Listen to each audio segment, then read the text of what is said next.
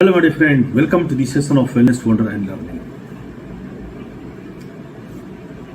कैलाश मानसरोवर यात्रा 5 साल बाद फिर से शुरू हो रही है।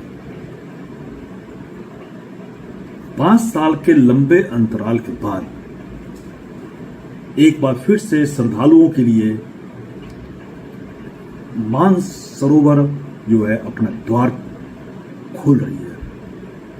कोरोना महामारी और भारत चीन सीमा पर बढ़े तनाव के कारण वर्ष 2000 से यह पवित्र यात्रा स्थगित कर दी गई थी।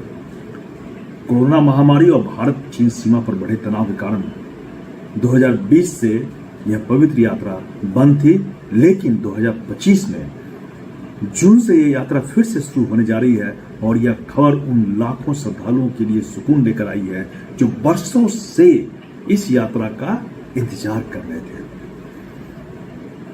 कैलाश पर्वत और मानसरोवर झील न केवल भारत बल्कि नेपाल, तिब्बत, पूरे दक्षिण एशिया के सनातन धर्मियों के लिए एक अत्यंत ही पवित्र स्थल है। हिंदू मान्यताओं में कैलाश को भगवान शिव का निवास माना जाता है। जैन धर्म के अनुयायियों के लिए यह स्थान उनके प्रथम तीर्थंकर ऋषभनाथ से जुड़ा है, जबकि बौद्ध धर्म और बान परंपरा में भी इसका विशेष महत्व है। 2025 की मानसरोवर यात्रा सिक्किम के नाथुला दर्रे से शुरू होगी। यह यात्रा उत्तराखंड के लिपू लेक के विकल्प के रूप में इस्तेमाल किया जा रहा है। इस बार यात्रा जून से सितंबर तक चलेगी। इसमें 50 श्रद्धालुओं के 10 बैच भेजे जाएंगे। प्रत्येक जत्थे में 21 दिनों की यात्रा होगी। पहला जत्था 15 जून को दिल्ली से रवाना होगा और 20 जून तक तिब्बत पहुंचेगा। वहीं अंतिम जत्था 7 अगस्त को दिल्ली से यात्रा पर निकलेगा। यात्रा के लिए वैध भारतीय पासपोर्ट होना अनिवार्य है। इस यात्रा में सरकार की ओर से कोई सब्सिडी नहीं दी जाएगी। विदेश मंत्रालय द्वारा आयोजित इस यात्रा का प्रति यात्री अनुमानित खर्च लगभग 2.83 लाख होगा। इसमें यात्रा, आवास, चिकित्सा परीक्षण और वीजा शुल्क जैसे सभी जरूरी सेवाएं शामिल होगी। हालांकि यह खर्च थोड़ा अधिक है, लेकिन पवित्र मानसरोवर की यात्रा करने की भावनात्मक और धार्मिक संतुष्टि इसके सामने कहीं कम नहीं लगती। यात्रा से पहले दिल्ली स्थित आईटीबीपी कैंप में सभी यात्रियों की मेडिकल जांच होगी। यह प्रक्रिया 11 जून से शुरू होकर 14 जून तक चलेगी। इसके बाद चीन के दूतावास में वीजा प्रक्रिया को पूरा किया जाएगा।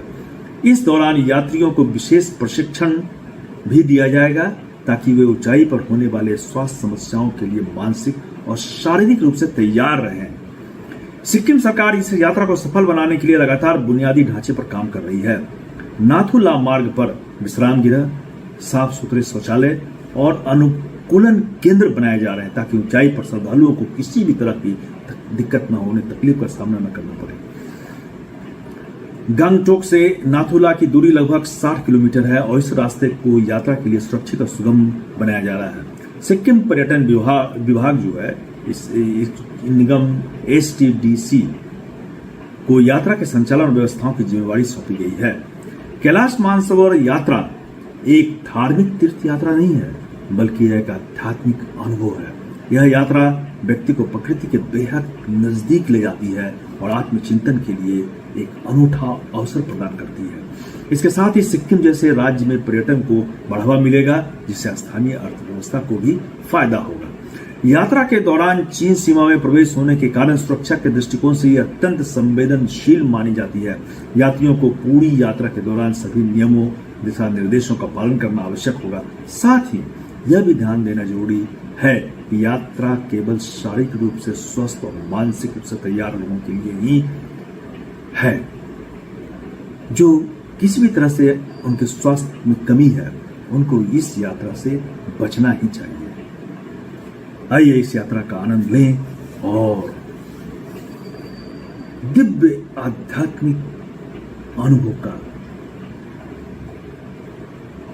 जो अनुभव है उसे हम चखें। धन्यवाद।